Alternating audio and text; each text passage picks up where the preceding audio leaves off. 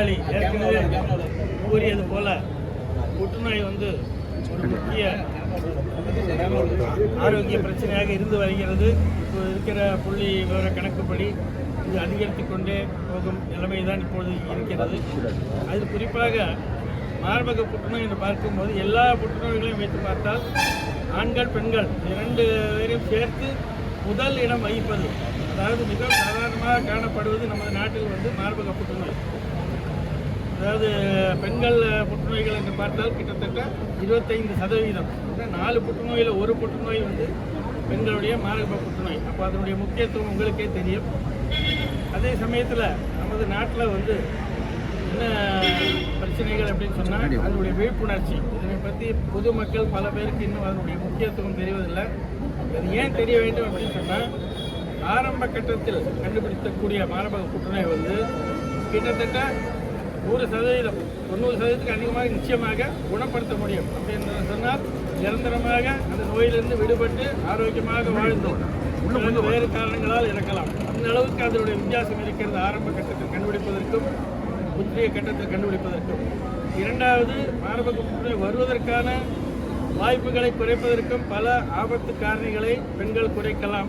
உதாரணம் சொல்ல வேண்டும் என்றால் உடல் எடை கூடுதலாக இருந்தாலே மார்பக புற்றுநோய் வருவதற்கு அதிக சாத்தியதை இருக்கிறது. இது போன்ற பல விஷயங்கள் பெண்களுக்கு சமுதாயத்தில் தெரிந்தால் அவர்கள் தங்களை பாதுகாத்துக் கொள்ளலாம். மார்பக புற்றுநோய் வருவதற்குண்டான வாய்ப்பை குறைக்கலாம். அதே சமயத்தில் ஆரம்ப கட்டத்தில் கண்டுபிடிக்கவும் செய்யலாம். கண்டுபிடித்து பூர்ணமாக குணமடையலாம். இந்த போன்ற விஷயங்களை பொதுமக்களுக்கு தெரிவிக்க வேண்டும் என்பதுதான் எங்கள் போன்ற மருத்துவ உலகத்தில் இருப்பவர்களுக்கு உடைய குறிக்கோள். இன்று நடக்கும் இந்த நடை மார்பக புற்றுநோய் உடைய விழிப்புணர்ச்சியை பொதுமக்களிடம் உயர்த்துவதற்காக அவர்களுக்கு தெரிவிப்பதற்காக நடத்துவது. இது நாங்கள் ஆண்டுதோறும் நடத்துகிறோம். இந்த வருஷம் இன்றைய தேதியில் நடத்துகிறோம். உங்கள் போன்ற ஊடகத்தின் மூலமாகத்தான் இங்கு வரும் நண்பர்கள் அல்லாமல் பல லட்சக்கணக்கான மக்களுக்கு இந்த செய்தி போய் சேர வேண்டும் என்பது எங்களுடைய ஆவா. மிக்க நன்றி, வணக்கம்.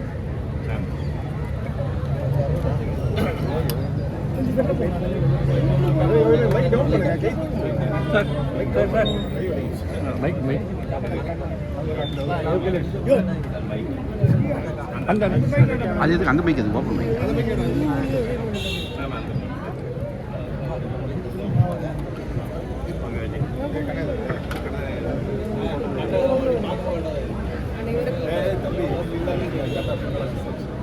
அனைவருக்கும் வணக்கம். இன்று எம்ஜிஎம் கேன்சர் இன்ஸ்டியூட் ஆர்கனைஸ் பண்ணுற வாக்கத்தான்ங்கிறது நடைபயிற்சி. ஸோ மார்பக புற்றுநோய் தடுப்பதற்காக இது ஒரு முயற்சி. ஸோ இது 5வது வருஷம் நாங்கள் பண்ணுறது. 2021 ஸ்டார்ட் பண்ணோம். ஸோ யூஸ்வலாக என்னென்னா அக்டோபர்னா எல்லாம் அவேர்னஸ், பிரஸ்ட் கேன்சர், மார்பக புற்றுநோய் விழிப்புணர்ச்சியை பற்றி பேசுவாங்க. பட் விழிப்புணர்ச்சியோடு நிறுத்தாமல் அது ஆக்ஷன், அதற்கான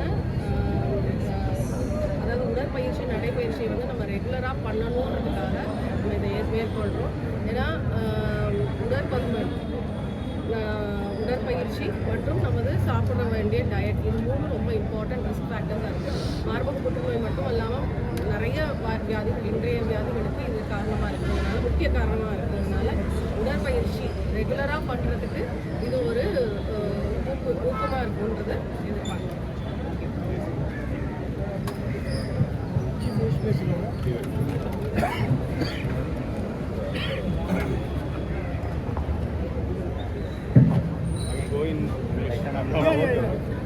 Good morning. Today we know this MGM hospital is conducting a cancer awareness walk. It's a good thing which is they adopt every year for raising the awareness about the cancer. As almost everybody knows, the breast cancer is one of the commonest cancer in the women. Second is cervical for the women, and men the lung and the head neck cancers. This can be prevented by taking small lifestyle changes like adopting healthy diet, exercise, avoiding tobacco, alcohol and lifestyle. So I urge to everyone to adopt this lifestyle and small limitations in our life to have a healthy way towards the life. With this, I again congratulate this MGM Hospital for conducting this walk this year also. Thank you. இருந்தாலும் ஏன் மார்பக புற்றுநோய்க்கு வந்து இவ்வளோ ஒரு awareness இருக்குது அப்படின்னு பார்த்தீங்கன்னா, மார்பக புற்றுநோய் தான் வந்து ரொம்ப காமன் கேன்சர்.